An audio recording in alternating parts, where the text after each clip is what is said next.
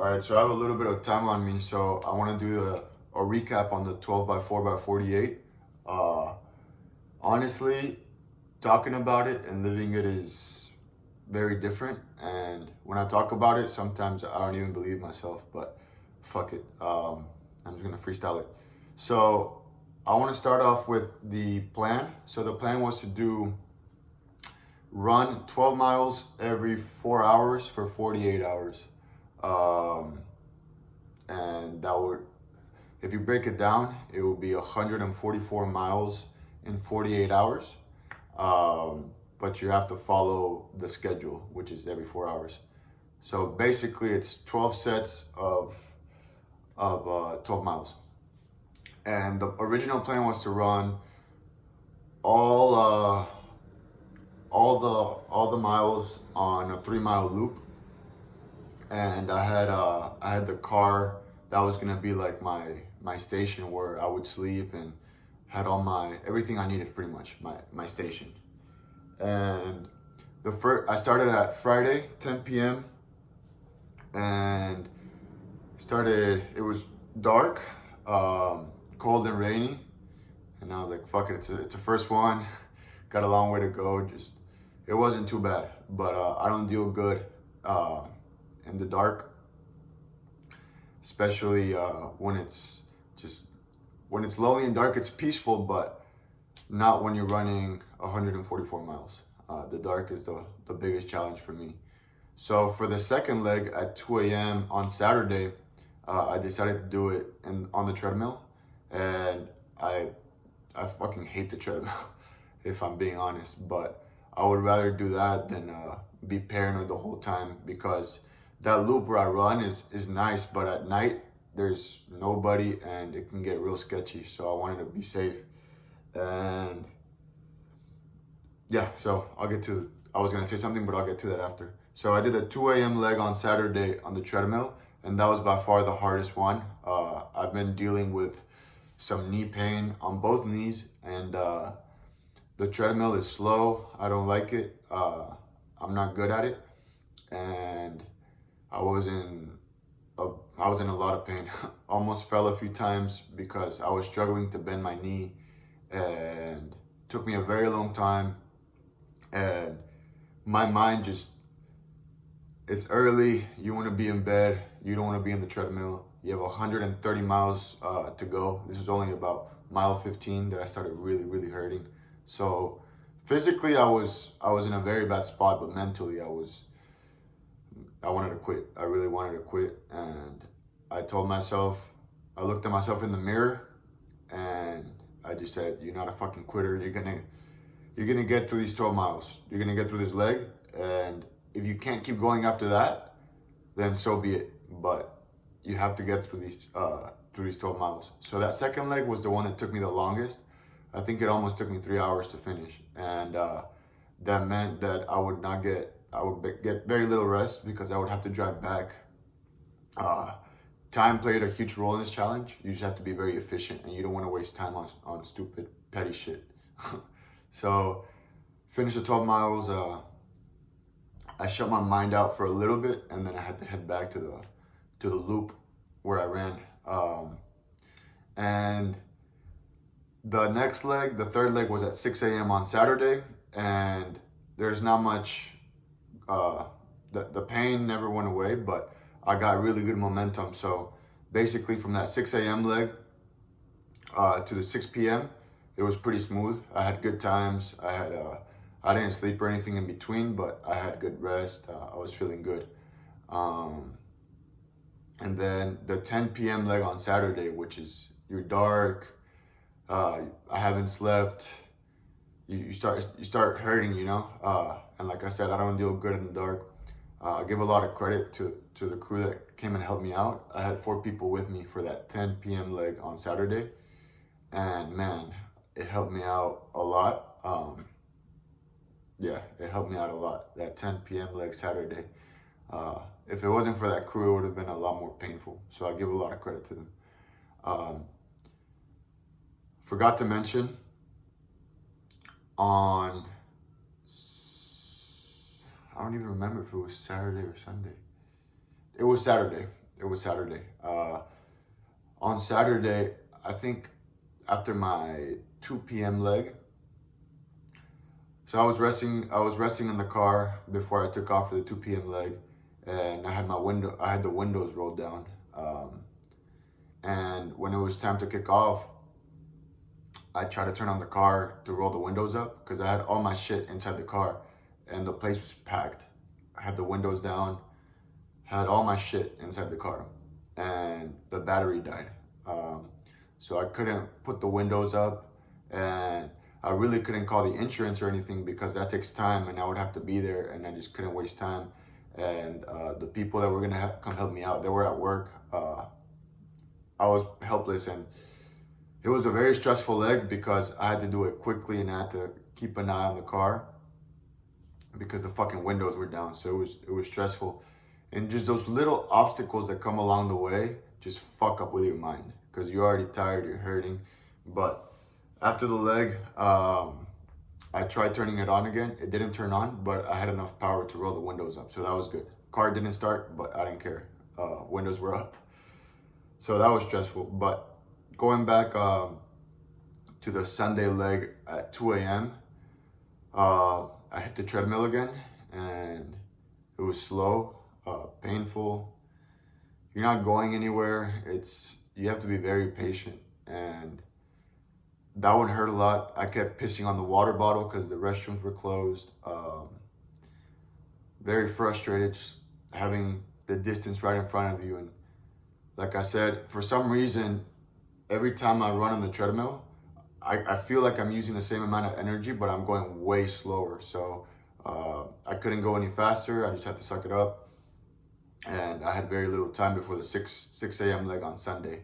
But I was already over halfway through, so I just kept pushing. For the 6 a.m. on Sunday, it's nice to see that sunrise because there's light, and it also gives light in your mind. Helps out a lot. But I started running, and I was maybe half a mile into that leg, and I had to use the restroom, and I was about 20 feet away, and I just shit my pants. I couldn't hold it.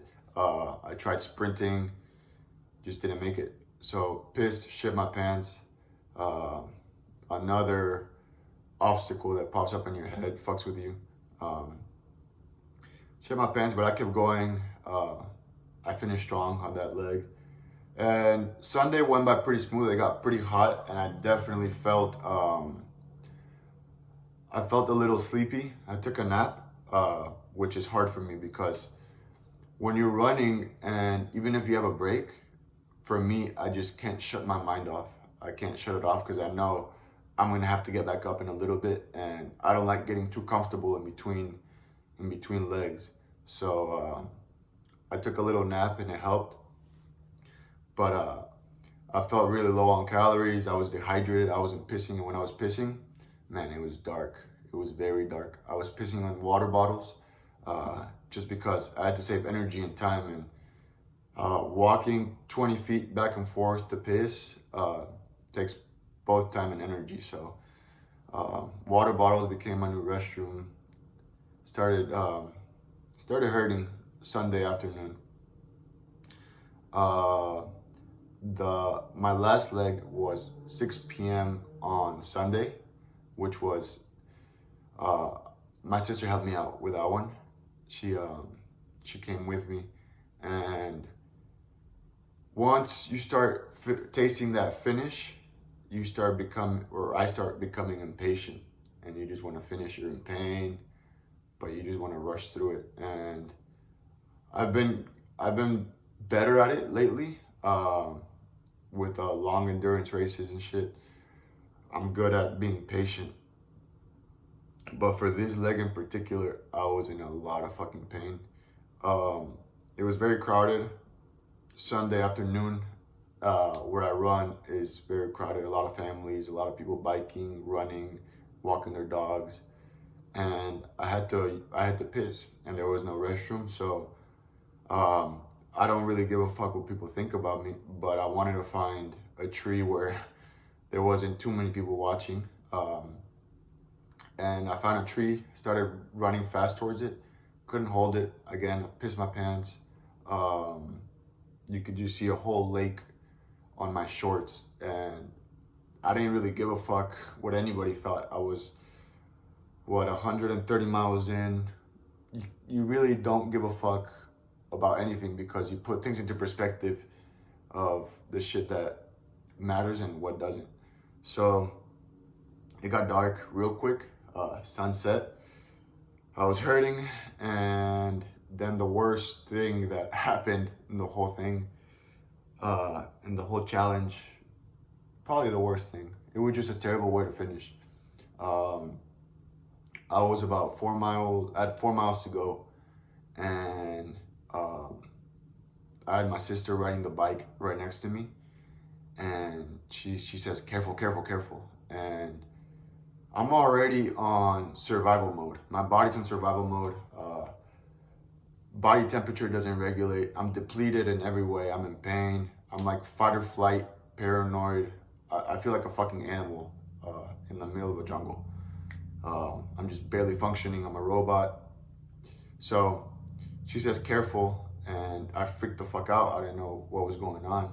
And she started moving fast on the bike.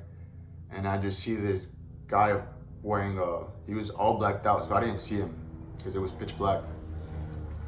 Starts running towards me, and he points as if he had a gun, but it was a finger gun. And he says, fuck you, motherfucker. So when I looked at him, I didn't know what was going on. I thought it was a nightmare. So I started running really fast, which hurt, and that just fucked up the rest of my leg because I was fight or flight the whole time, just looking over my shoulder, trying to wrap up the miles. So it was honestly a very stressful situation for that last leg. But yeah, came back,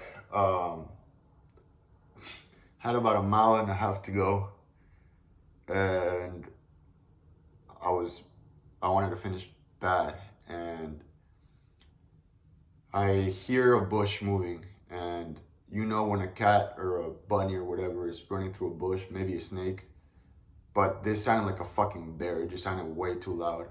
And I looked over, and it was the same man. I could barely see him because it was black and he was wearing black.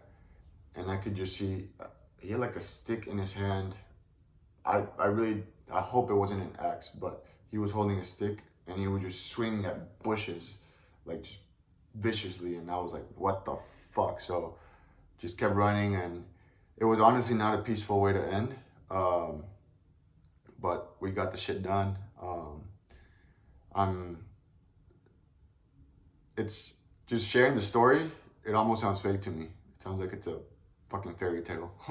Like at mile 15, I was hurting, and I was able to go another 130 miles after that. It's hard to explain, but just kept moving. And basically, when you're in pain, you can't think of, your mind does not process. Like when I'm at mile 15 and I'm in a lot of pain, I think I'm gonna quit. If I'm thinking I have 130 miles to go, there's no fucking way that your mind's just gonna shut off, quit, done. So I had to break it down mile by mile, step by step. And I wasn't trying to focus step by step because it's very overwhelming, but you just gotta keep moving and be open-minded and make reasonable goals. But there was a lot of obstacles along the way. For these events, I mean, you're expected to be in pain. Your body's gonna be hurting. You're gonna be dehydrated. You're gonna be calorie deficient. Even if you're eating a lot, your body's depleted. I shiver a lot. I jackhammer a lot whenever I stop running, just because your body's on survival mode. So your mind is boss. Your mind, that's when the mind comes in and takes over. But besides that, there was a lot of obstacles along the way, just little things like pissing my pants over and over, just shitting your pants at night, just looking over, and then seeing other people just walking their dogs and having a nice day with fresh legs, just doing their thing, is very overwhelming when you're fucking beat up and you just want to get out. And seeing other people just kind of enjoying their day can get overwhelming. But it was a great challenge. 144 miles in 48 hours. Not easy, but we did it. David Goggins set a great challenge for the world. Had a lot of support. Raised almost $1,700 for the Save the Children Foundation, which I'm very thankful and proud of. And I was also trying to raise 1,000 miles as a community. So I told people to tag me on the miles they did, and I got well over 1,000, over 100 people sending me their miles, and it was great to know that you're not alone even when you are alone. There's somebody else out there getting after it.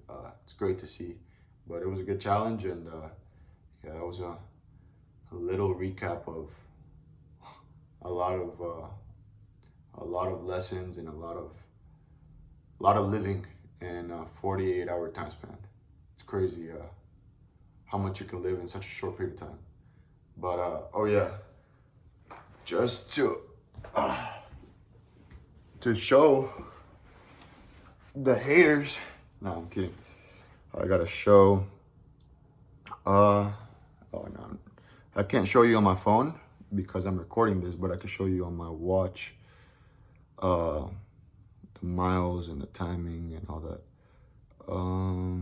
So I don't know if you can see. Fuck, kind of hard to see. Fuck.